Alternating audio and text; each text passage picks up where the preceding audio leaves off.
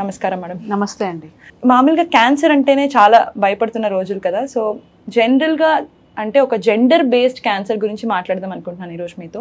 Gents అయితే annual చెకప్లో ఎలాంటి cancer test చేయించుకోవాలి, అంటే ఏ వేటికి సంబంధించిన క్యాన్సర్ టెస్ట్, అలాగే విమెన్ అయితే ఏ క్యాన్సర్ టెస్ట్ చేయించుకోవాలి? సో ఏదైనా క్యాన్సర్ టెస్ట్ చేసే ముందరండి వాళ్ళకి ఏంటి, వాళ్ళ బ్యాక్గ్రౌండ్ హిస్టరీ ఏంటో చూసుకోవాలండి. అంటే వాళ్ళకి ఇంట్లో ఎవరికైనా కన్సిస్టెంట్గా ఎవరికైనా క్యాన్సర్స్ వస్తున్నాయి, జనరేషన్స్లో క్యాన్సర్ వస్తున్నాయి, ఒకటి మెయిన్ పాయింట్ అనమాట. అండ్ వాళ్ళకి ముందున్న అలవాట్లు ఏంటి, అంటే వాళ్ళకి స్మోకింగ్ అలవాటు చాలా ఎక్కువ ఉందా, లేకపోతే ఆల్కహాల్ ఎక్కువ అలవాటు ఉందా, ఇవన్నీ చూసుకోవడం చాలా ఇంపార్టెంట్. రీజన్ ఏంటంటే ఏజ్ ఆఫ్ స్క్రీనింగ్. ఇప్పుడు స్క్రీనింగ్ అంటే దాని పదం ఏంటంటే మనకి క్యాన్సర్ వచ్చే అవకాశం ఎర్లీగా తెలుసుకోవడానికి, డిటెక్ట్ చేయడానికి మనం చేసే ప్రయత్నమే స్క్రీనింగ్. ఎందుకు మనం స్కాన్స్ కానీ ఏమైనా బ్లడ్ టెస్ట్ కానీ చేస్తాం, జబ్బు ఏమన్నా ఉందా లేదా చూసుకుంటే, ఒకవేళ స్టార్టింగ్ అంటే పేషెంట్కి కంప్లైంట్ వచ్చేంత వరకు అయితే చాలా ఎక్కువ స్ప్రెడ్ అయిపోతుంది, కానీ కంప్లైంట్ యూజువల్గా రాదండి. చాలా ఎక్కువ అయితే చాలా సిగ్నిఫికెంట్ కంప్లైంట్స్ వస్తాయి. అదర్వైజ్ స్మాల్గా ఆడవాళ్ళు అనుకోండి, రొమ్ము అయితే సూపర్ఫిషియల్గా ఉంటుంది కాబట్టి ఈజీగా తెలుసుకోగలుగుతారు. మిగిలిన వాళ్ళందరికీ ఏంటి, ఫర్ సపోజ్ లంగ్ క్యాన్సర్ అనుకోండి, చాలా ఆయాసం వచ్చి దగ్గు వచ్చే వరకు వెయిట్ చేస్తారు అందరూ కూడా. అలా కాకుండా స్క్రీనింగ్ మనకి ఎలా హెల్ప్ అవుతుందంటే, స్టార్టింగ్ స్టేజ్లో కనుక మనం క్యాన్సర్ గుర్తించినట్లయితే కనుక స్టేజ్ 1 to stage 3 ఏదైనా సరే క్యూర్ అయ్యే అవకాశం ఉన్న క్యాన్సర్స్. ఒకసారి స్టేజ్ 4కి కనుక వెళ్తే కనుక, ఎక్సెప్ట్ కొన్ని బ్లడ్ క్యాన్సర్స్ తప్పితే మిగిలిన వాటన్నిటి కూడా క్యూర్ అయ్యే అవకాశం ఉండదండి. ఓన్లీ మన లైఫ్ స్పాన్ ప్రొలాంగ్ చేయడానికి మనం చేస్తాం అన్నమాట ట్రీట్మెంట్ అనేది. పాలియేటివ్ కీమోథెరపీ, పాలియేటివ్ ట్రీట్మెంట్ అంటాం దాన్ని. బట్ స్టేజ్ 1 to stage 3 చాలా చక్కగా మనం క్యూర్ చేసే అవకాశం ఉన్న క్యాన్సర్స్ అన్నమాట. Any cancer we can cure if it until stage 3. Okay. So ఆ క్యూర్ చేయడానికి మనకు తెలియాలంటే మనకి స్టార్టింగ్ స్టేజ్ అయితే మనం చేయగలుగుతాం అనమాట. సో స్క్రీనింగ్ అనే ప్రక్రియ మనకు అట్లానే హెల్ప్ అవుతుంది. సో ఇంట్లో చాలా మంది క్యాన్సర్స్ ఉన్నాయి.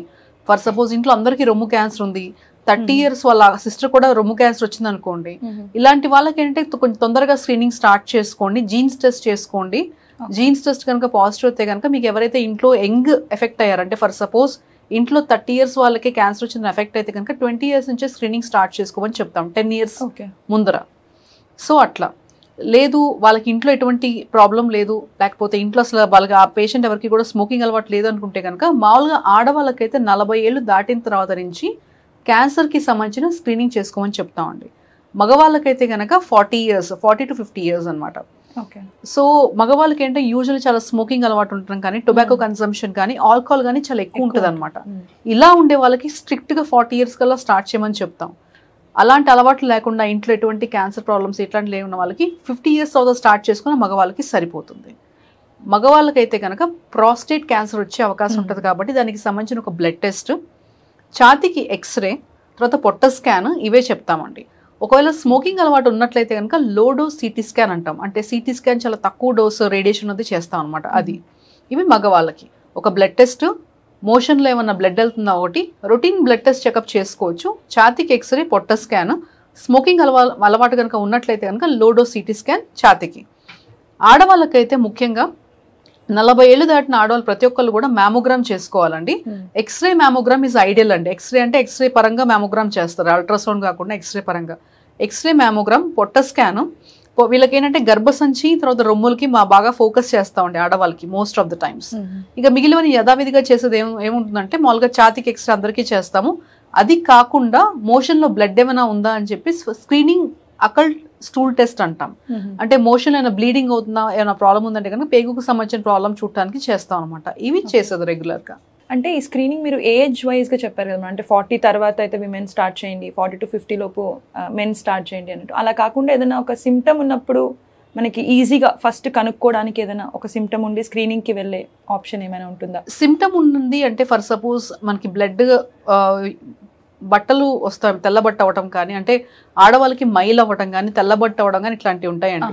మామూలుగా ప్యాప్స్మీర్ అనేది కొంత ఇంక్లూడ్ చేస్తాం. ఎవరికైతే కొంచెం ఎకనామిక్గా కొంచెం ఇట్లా ఉన్నారో వాళ్ళందరికీ కూడా ఏంటంటే ప్యాప్స్మీర్ ఇంక్లూడ్ చేస్తాం స్క్రీనింగ్లో ఆడవాళ్ళందరికీ కూడా. బట్ కాకపోతే బాగా బ్లీడింగ్ అట్లా అవుతుందంటే కనుక ఎగ్జామినేషన్తో పాటు ప్యాప్స్మీర్ కాకుండా కొంచెం ఎక్స్ట్రా టెస్ట్లు అవన్నీ, స్కాన్స్ అవన్నీ కూడా చేస్తాం అనమాట. అంటే ఇప్పుడు ఫర్ సపోజ్ పీరియడ్స్ ఆగిపోయిన తర్వాత మళ్ళీ పీరియడ్స్ వస్తున్నాయి అనుకోండి, దాన్ని పోస్ట్ మెనోపాజల్ బ్లీడింగ్ అంటాం. అంటే మెనోపాజ్ అటైన్ అయిన తర్వాత మళ్ళీ బ్లీడింగ్ రావడం, లేకపోతే భర్తతో కలుస్తుంటే బ్లీడింగ్ అవ్వడం, ఈ సిమ్టమ్స్ కనుక ఏమైనా ఉండి లేకపోతే అబ్నార్మల్ గా బ్లీడింగ్ అవుతా ఉండటం ఇట్లాంటివి ఏమైనా ఉంటే కనుక అక్కడ ఏదైనా గ్యాప్ ఉంటుందా మేడం? అంటే మెనోపాజ్ తర్వాత ఏదైనా ఒక గ్యాప్ తర్వాత వస్తే ఒక 1 year తర్వాత మామూలుగా ఓకే మెనోపాజ్ టైం ఏంటంటే మేడం ఆగిపోయిన తర్వాత కూడా ఒక 1 year కొంచెం బ్రేక్ త్రూ బ్లీడింగ్స్ అవుతూ ఉంటాయి మేడం. ఆ 1 year అయిపోయిన తర్వాత కూడా మనకి బ్లీడింగ్ మధ్యలో వస్తా ఉందంటే మాత్రం ఖచ్చితంగా వెంటనే అలర్ట్ అయిపోవాలి ఆడవాళ్ళు ఎవరైనా కూడా. అయితే భర్తతో కలుస్తుంటే కూడా బ్లీడింగ్ వస్తుంది, అది పీరియడ్స్ అవుతున్నప్పుడు కానీ పీరియడ్స్ తర్వాత కానీ భర్తతో కలుస్తుంటే బ్లీడింగ్ అవుతా ఉంది అనుకోండి, సో అది కూడా చాలా ఇంపార్టెంట్ సిమ్టమ్ అనమాట. ఇవి ఉంటే మాత్రం కన్సల్ట్ అవ్వడం చాలా చాలా important aspect. Okay, irrespective of age and symptoms after 40 everybody has to take the screening. ప్రతి ఒక్కరు స్క్రీనింగ్ చేయించుకుంటేనే బెటర్, ఆడవాళ్ళైనా మగవాళ్ళైనా. Correct. Very nice information share అండి. Thank you so much. Thank you.